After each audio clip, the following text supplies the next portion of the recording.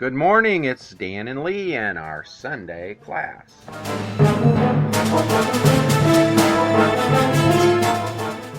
What a beautiful day in the neighborhood, Miss Lee. Oh, am I supposed to respond? Yes, it is.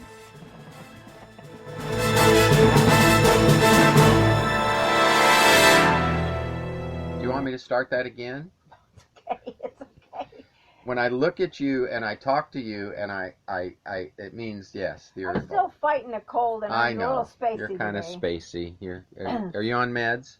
No. Oh, okay. I can't swallow those cold Those medicine. horse They pills. gag me. So you just suffer for. I have to wait till I whatever. can afford to get some. Well, the best thing is go out in the cold sun medicine. and get the vitamin D because we got a beautiful sunny day. It's 80 some odd really degrees nice today. Out today. It's an awesome day in the neighborhood. So we have had such an interesting week, just understanding Greg Koukl's book. And you start with this because I think it's something people should read, called The Story of Reality. And it really is the idea that a Christian is living in reality. And those that aren't Christian, The rest of the world is living in what? It's a imaginary world. Oh. Okay. Imagine there's no heaven. Imagine there's no hell. They imagine, yeah. And just like John Lennon said, imagine there's no heaven, imagine there's no hell, imagine there's no, whatever those things are. And just like Erwin Starr said, war, what is it good for? It's an imaginary world. It's these things, but Christians live in reality. We realize, excuse me, that we are at war with the world, the flesh, and the devil. So, and the Christians that get that get to be mature. The Christians that don't get that are always trying to have peace with the world, peace with the flesh, peace with the devil. They're in trouble, because they get overwhelmed.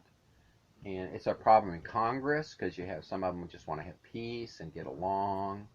And so those that are willing to have a will and push get their way. Those that don't get their way. Did you hear that bell? I heard that. Yeah, it was pretty loud. You jumped. I did. So, no, it's just somebody calling, and I'm on a computer, and it gives signals. Ding, ding, ding, ding, ding. So today, we're going to talk about the reality of leadership. It's a little different in the Christian culture, and it really is the foundation of capitalism. Capitalism is the idea that we are serving others in our business as opposed to just getting money. It just came to my mind, we're talking about this. Isn't it funny how people say the two things they don't want to talk about are religion and politics? And yet, religion and politics are involved in every single aspect of our lives. Everything we do, that capitalism. That statement is a religious statement. Yeah. It is the belief that you shouldn't talk. Actually, that's Sharia. It is, yeah. Yeah, I call it secular Sharia. Well, we don't talk about those things. Well, we can talk about anything. Yeah. We have freedom of speech. Yeah, and it was very interesting. I watched the videos last night of this gay guy that's at Breitbart, and he's announcing. I think he's a fake. I think it's an act. And the more I watched and listened... Which part is an act? That he's gay or that he's conservative? No, I think he could be a conservative that is faking homosexuality. I don't know. Well, that's a weird thing to say, but yeah. I know. I just see... Because I saw him interacting with some real lefty guys, and he just puts on this act. And he just he's just freaking them out and showing the left how intolerant they are. They're intolerant. Yeah, they aren't tolerant. And he just does this, and he just goes there, but what really made me start thinking about this? He's made the statement that, well, you realize all homosexuals are insane, and they freaked out. He said, no, the numbers are clear. It's not a normal activity. We're messed up, and he puts himself in that category. And I'm going, holy mackerel, how that is? And he says, but there's no way you can have consistency, so it's okay. And that's how he gets out of it, and that may be what he's thinking. I don't know. Yeah. but I just see him pouring it on to these people. Well, that's what he's known for. Yeah. Pouring it on. And so I time think will tell, I you know guess. it's hard to listen because it's kind of grody and gross Yeah. and. Well, But the you other get in side that, kind that culture, and it does yeah, get grody and it's gross. grody and gross, and the language is pretty corrupt but you know, I'm just wondering, is this guy for real? Because I don't think he is. I think he's a fake. I would say even 15 years ago, which is just a flicker of an eye, when we had our zoo, I had a lot of dealings with selling animals and to homosexuals. With homosexuals, yeah. And they knew I knew they were homosexuals, and they knew I wasn't. Yeah. And yet there was a boundary that was not crossed. Yeah. We were respectful. We were business people. We treated each other honestly and kindly and with politeness. Right. And you know that. But they weren't forcing you that you had to believe they were okay. No. And that's what he's mocking. He's mocking the idea that you're forcing people into this. Yeah. And that's and tyranny. That's how things that's have tyranny. Changed, yeah. And I find it. What's his name? I forgot his name. His first name's Milo, and it's Yiannopoulos or something. Yeah, it's like a Greek name, I believe. But it's a very interesting thing he's doing. It is partly an act. Let's put it this way: if it's not a total act, it's partly an act. He's playing it up. He's playing his part well. He's playing a part. Yeah. And his part is to go out there and whack them with their hypocrisy. That's what he's doing. So if you want to watch him, you know, if you can get through the language and the crudeness. I haven't listened to it, but it's not for Sunday school in the 3rd grade. No. But it is something that is pushing the narrative of the left that is attacking Christianity. And actually, what's funny, he calls himself Jewish, and then he even claims to be pro-Catholic. And I'm going, holy mackerel! But he's really messed up. he just goes everywhere, you know. And it's like it's hard to tell. So I think I hear him doing is anything they hate, he becomes that. He's an agitator. That's exactly. He's an agitator. I'm not sure it's real. Oh. It could be. I mean, I don't know everything. I don't know him personally. Yeah. But boy, does he whack them. It's funny to watch. So be warned if you want to investigate him. He is crude. Yeah. And rude. Yeah. But you can learn something from it if you choose to. All right, let's go on with what we're doing today. Well, Jesus here is talking about leadership, and that's in Life, Christ, and Stereo, yeah. Okay, and the verses that we're looking at today will be Luke 22, 24 through 27, and John 13, 34 through 35.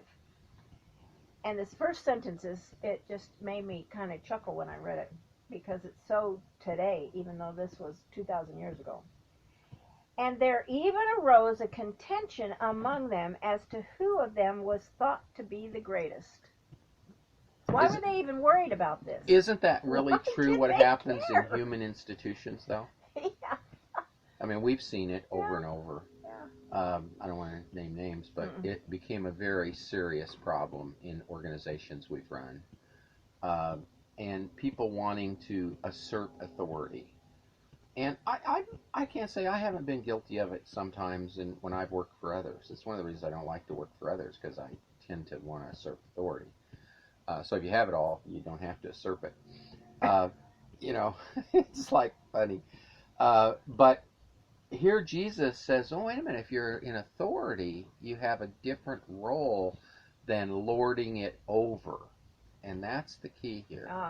So here Jesus said to them, but he said to them, the kings of the nations lord it over them, and those in authority are called benefactors. Okay, what does a benefactor mean? Well, usually it's somebody who gives you something. Yeah, it really is the Democrat Party. If you vote for us, we'll give you welfare. Yeah. We'll give you food. We'll give you insurance. We'll give you the right to have total happiness. Okay, that's a benefactor. That is a pagan idea. That's what Jesus says. They come and say they're your benefactors, and that gives them power. So they control you, and because you want something. That gives you them power over you. Mm-hmm. So go ahead. But let it not be so with you. Let the greatest among you become as the youngest, and he who leads as one who serves. Okay. So the youngest would be like, and I guess that, I think of when Jesus said, let the children come to me. Become as a little child. Become as a little child. See, a little child is, well, Dad, what do you want to do? What do you want? Mm-hmm. A little child. They want to please their They haven't got to the father. point where they're trying to usurp authority. That comes at about 12 to 15. Yeah. But a little child, and he's saying, like a child. In other words, you approach people. And one of the things I've learned to do as I meet people, what can I do for you? Is there anything I can do to help you? And most people just put you off like you're crazy. Yeah. No, I take care of myself, because that's the American dream. But that is the way a servant leader does. You find out what people, and that really is how free enterprise works. You find out what people need and want, and you supply it in a moral way. Okay, you think of business, this is it. Let the one, what does it say? The one who leads becomes one who serves. Mm-hmm. Don't ask me why things just pop in my head, but I'm thinking of Chick-fil-A, yeah, which is a Christian company. Yeah. Well, Christian leaders, and they thought, what do the people want? The people want a great chicken sandwich and chicken tenders, whatever they are, and they developed that. Now they did not compromise their beliefs. As a matter of fact, they've come under flack for being Christians and doing certain things. Well, they even close on Sunday. And I was coming to that. And they close on Sunday so that their people can go to church. Mm-hmm. And they give policemen free meals, and they come under a lot of. Why? That's a good thing. That's not a bad thing to give someone who's out there protecting you a chicken sandwich. A lot of restaurants used to do that. Most restaurants used to do that. I guess especially in probably rural and really big cities. A policeman came in, they didn't accept And see, his the payment. left began to see that as a power to business, and they began to make that illegal. Yeah. That they couldn't accept those things because it was viewed as a bribe. Yeah, and instead it's viewed as we want them eating in our restaurant because nobody robs us when they're here. Yeah, It's and we want to know the policemen that protect us by their first name. So it was, it was many things that it was a good thing, and people just made it a bad thing. Okay, going on. For which one is the greater? This is in the context. The disciples wanted to be the greatest. Yeah, all right. Right. And Jesus is saying, wait a minute, the greatest is the servant. Mm-hmm. Okay. For which one is the greater? He who reclines at dinner or he who is serving? Is it not the one who reclines? But I am in your midst as the one who serves. So it's kind of, He's serving. Are you the guest? Well, how can he claim that? Because he's eating. He's reclined at table. Well, he did serve them the bread and the cup. He did, and he also just finished washing their feet. Right. You've got to understand the context. The history here was just within the last few minutes. They still got this vision of Jesus washing their feet. So he was at the table and eating with them, but he was also the servant that was serving them the bread and serving them the wine and washing their feet.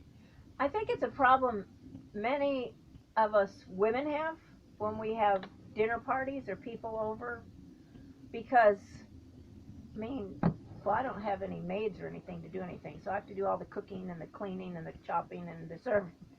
But you want to make sure that your guests have what they need. Do they have silverware? Do they have a napkin? Do they have a piece of bread and butter? You want to do that.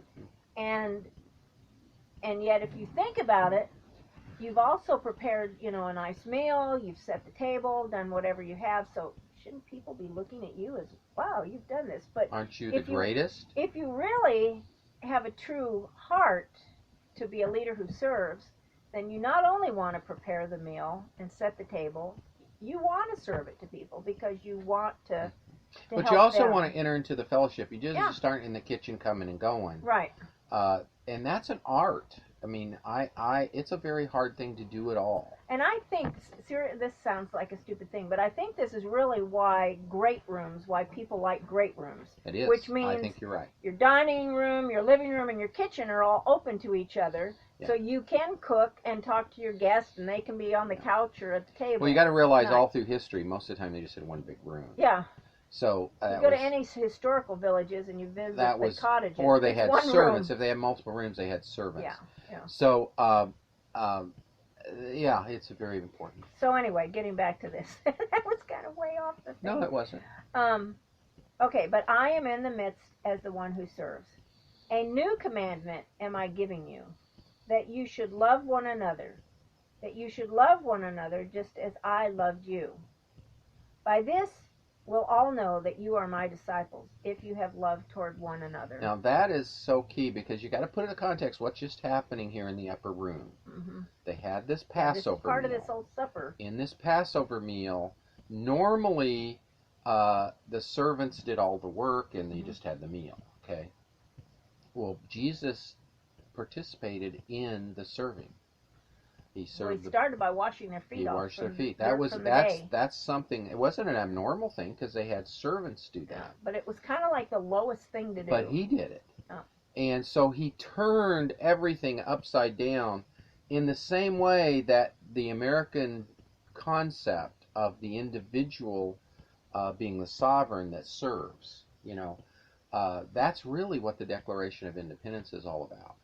And actually, I think this passage leads right to the Declaration. It took 2,000 years, but that's what was being done here. Well, I think when you study George Washington, you really see that. Yeah. Because many people wanted to make him king. That's right. He did not want to be king. No. He was one of the people. Well, he had a certain position that he filled, but he did not see that he was greater. And he talked a lot about the something about the party. What it was about the party? Spirit of party. Spirit of party. Yeah. And party wasn't that absolute. Was just, that was terrible to have the spirit of party. You should be here to serve one another.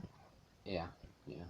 I had something I was going to say, but I talked too long. No, I just Okay, so that is where we're reading. Commandment I give you, love one another, that you should love one another just as I loved you.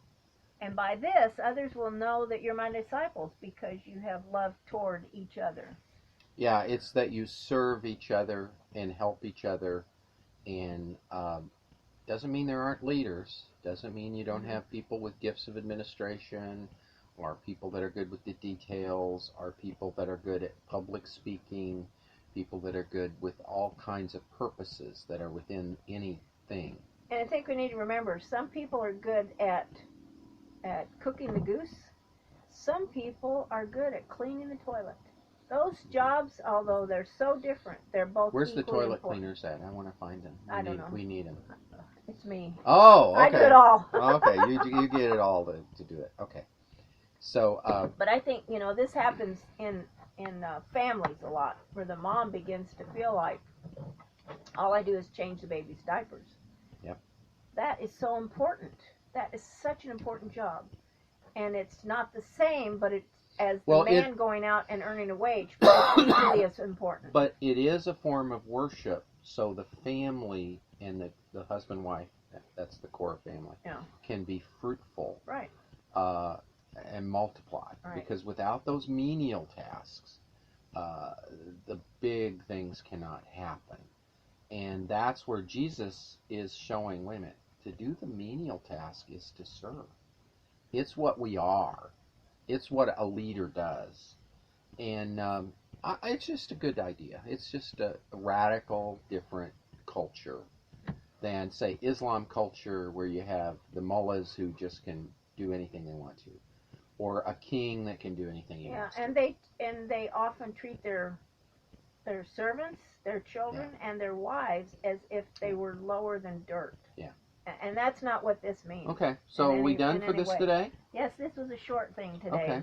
So we just need to be in prayer for our country and for our society. And you need to go to oursundayclass.simplesite.com, sign up for our newsletter. I think I said that weird. You said that weird. Oursundayclass.simplesite.com. Or you can go to theroddenreporter.com and become a benefactor. And a benefactor is someone who signs up for a small donation every month.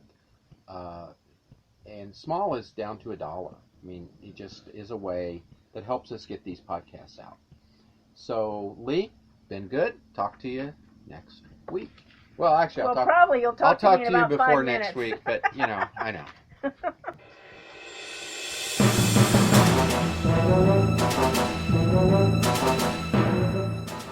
This has been Dan and Lee in our Sunday class. And you can come and get to us at oursundayclass.simplesite.com and theroddenreporter.com.